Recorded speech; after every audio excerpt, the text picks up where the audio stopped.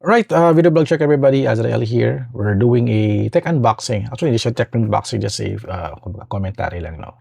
Kasi I have a Seagate na expansion hard drive, 2 terabyte. Kabibili ko lang nito sa Octagon sa SM Molino at napansin ko, tumataas na naman ang prices ng mga hard drive, no? Kasi kaya ako gumagawa ng mga video na to, no, to document yung price ng mga hard drive, no. At bumibili ako palagi ng Seagate, kung hindi naman Seagate, Western Digital sa Octagon palagi. Bakit ako sa Octagon bumibili? Kasi it's a one-stop store, doon akong easy access. Pag nasa mall ako, doon ako kumuha. Instead of buying it sa online, medyo kabado rin ako ba kasi ma-damage pa yung hard drive during transit, no, delivery dito, no.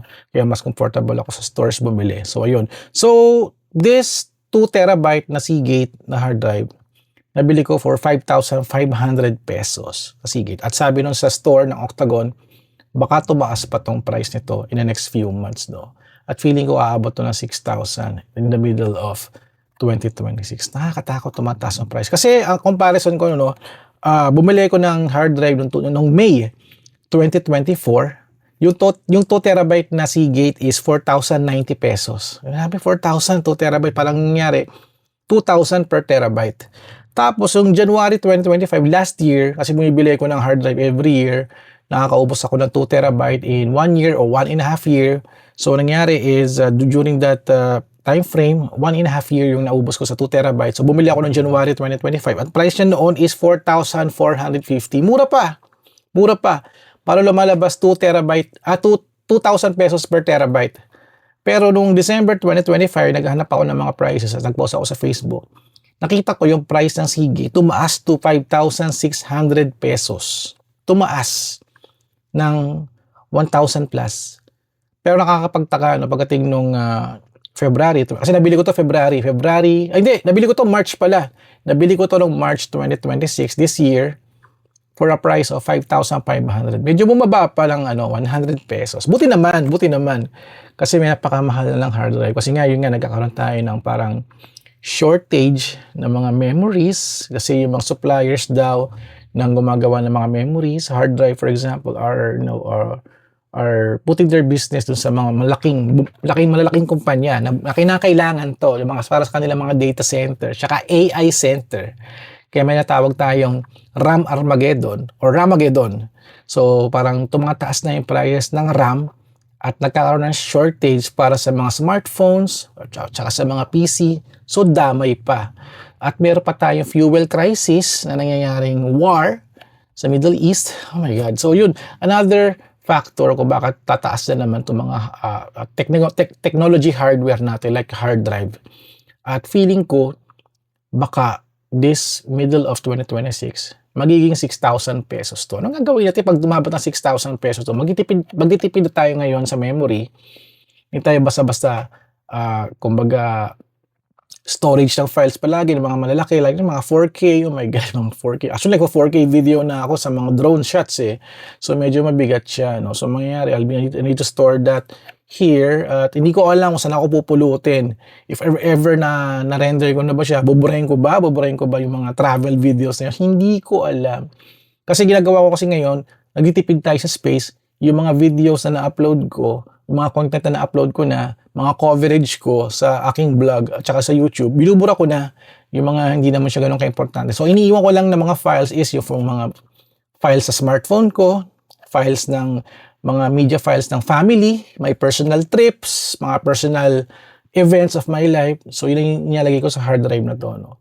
So, nalagay ko naman siyang dala pag nagta-travel ako, pero maingat lang tayo pala. Kasi my rule here is that pag pag nag-store ako ng files, store lang talaga, tapos tago ulit. Tapos pag kukunin ako ng files, kakabit ko lang, kukuhin ko din files dito sa PC ko, papunas sa PC, tapos disconnect, tago na ulit. Parang library, parang libro. I need to be very careful using your hard drive. Hindi ako nag-edit directly sa hard drive kasi masisira ito, susunog siya. And also transferring files, I limit it for around, siguro kung nasa 100 gigabyte yung media folder ko, like for example, February, nasa 145 gigabyte, okay na yun. Isang transfer ang kaya-kaya. Pero pag abot ng mga 200, 300, 400, 500, kailangan mo na i-cut yung yung transfer mo, at least mga 150 gigabyte, no? Para hindi masunog yung hard drive mo. So, ayun, tumataas na. Feeling ko lang ang next purchase ko ng hard drive will be on year 2028 at hindi ko alam kung magkano na yun. O kung saan naabot ng mga 8,000, 9,000 ng hard drive, magiging ginto na yung price nito, grabe. So, pag nangyari yun, magtitipid na talaga ako. Siguro bibili ko ng 1 terabyte na lang para makapag-transfer ako ng mga importanteng files or maybe 2 terabyte ulit kung aabot to ng 8,000 pesos. Grabe, napakamahal na, no? So ito 5.5 pa lang to, bumaba pa lang 100 pesos. Kaya very worried, no? Ano ba mangyayari? Kaya ito, nga pala, at the end of this video, no, papakita ko pala kung paano kayo mag-register yung hard drive nyo para makita nyo yung warranty coverage. Para pag nasira to, mag-register lang kayo sa online, sa website na Seagate, at padala mo sa Seagate via LBC. Local lang yan, tapos magpapalitan nila ng bago. Tinuro sa akin yung isang employee ng Octagon, kung baka sa nagbenta sa akin ng Seagate. Meron palang gano'n, no? Actually, hindi ko nagagamit yung mga features nito. No? Kasi ang features ang kasi nakakit sa akin ito, storage lang talaga. Hindi ko nagagamit yung mga special security at kasi itong data recovery service included.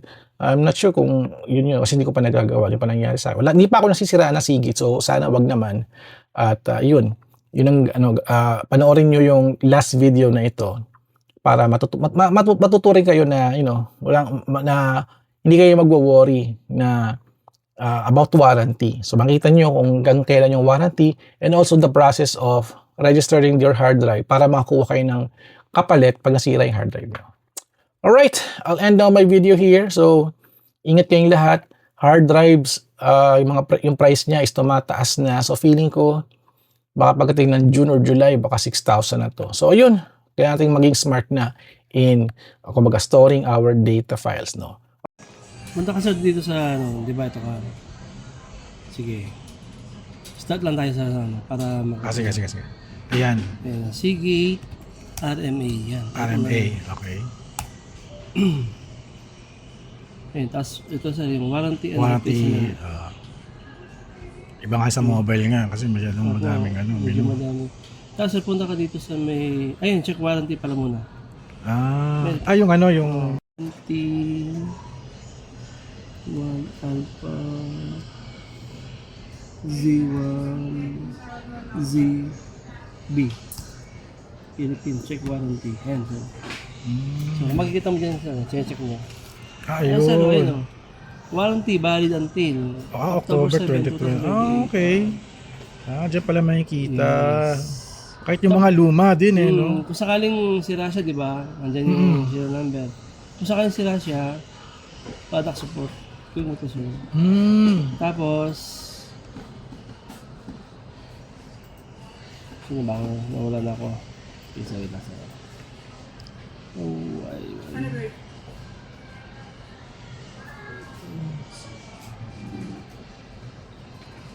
Check warranty.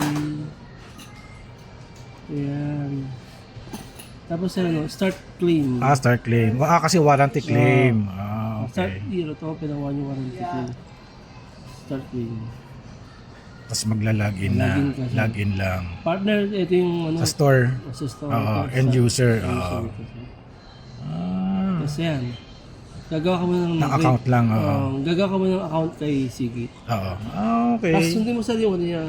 Yung process lang. Process niya. Pero pag nakapag-warranty na ako niya, sir, ang based sa experience ko, nung pinirapan ko yung fill out sa akin, meron siya ng parang binigay na address. Doon, ipapa-LBC ko siya, isi-ship ko siya. Pero sa ganun pagka yung papadala mo doon, sa binigay na address, nagbayad lang ako ng mga 200. Pero nung pa-deliver na, bago na, wala kang babayaran. Parang yung kumbaga shipping lang, pabalik lang. Yes, charge lang.